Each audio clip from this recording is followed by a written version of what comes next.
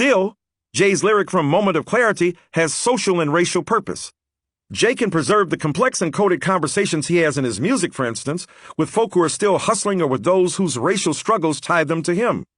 And then, at his discretion, he can, as the title of his memoir suggests, decode his work, both for those who are new to his lyrics and for those who wonder just what he may have had in mind as they pore over his secular scriptures. Perhaps we have not given him sufficient credit, because our bias against hip-hop artists won't let us see that the best of them have at the ready an army of narrative techniques to tell their stories and spread their truths. Jay has proved his mettle and pedigree as a poet through the sophisticated use of literary devices and refined craft. He has proved it by arguing persuasively that intelligence is a highly desirable good.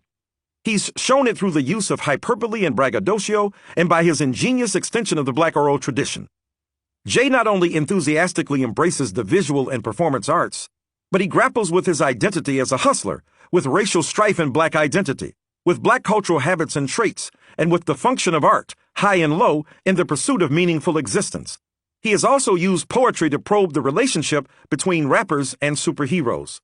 If critics miss Jay's literary sophistication, his high intelligence, his cosmopolitan cultural habits, his adroit readings of social life, his adept deconstructions of pop culture, his public intellectual labor, perhaps it is because, as Jay-Z says, they insist on a shallow reading of his art. They end up doing, ironically enough, the very thing they accuse him of, namely sticking to the surface. Jay summarizes the claim and counters it on 2001's Renegade, produced by Eminem.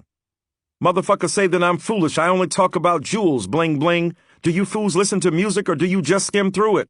See, I'm influenced by the ghetto you ruined, the same dude you gave nothing I made something doing. What I do through and I give you the news with the twist, it's just his ghetto point of view.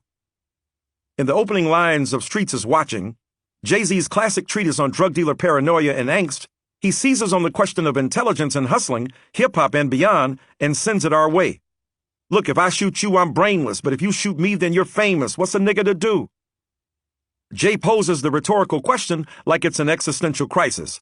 For those hustling on the corner, it is surely a Rubicon that, once crossed, commits them to action. Rhetoric and performance are now tied in Jay's view.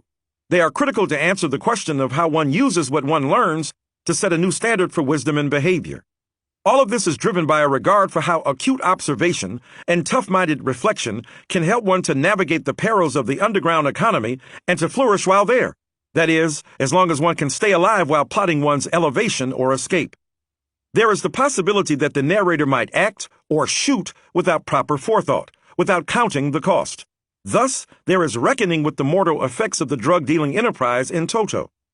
There is, too, grappling with the consequences of specific actions.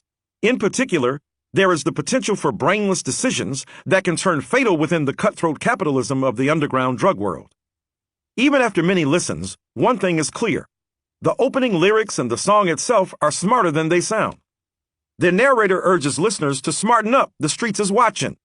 His audience includes all sorts of hustlers, and himself as well, a dealer-turned-artist who has had to make smart decisions in his transition out of the drug economy. The song presents a pitch-perfect personification of the streets as an urban proxy of the surveillance state. Jay's narrator also makes multiple references to his state of mind, to paint a bleak picture of the world that many critics accuse Jay-Z of mindlessly glamorizing.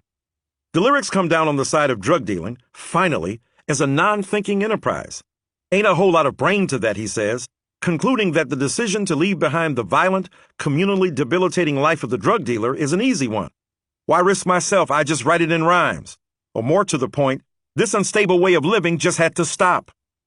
Kingdom Come, the title track from Jay-Z's 2006 comeback album, he briefly retired in 2003 to become CEO of Def Jam after releasing the Black Album, offers a paradigm of intelligence as a desirable good that greatly serves an audience composed of hustlers.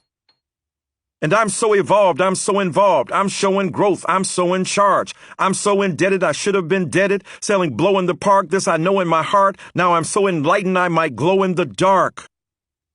Traditional notions of public intellectual work usually root knowledge in the ivory towers of the university.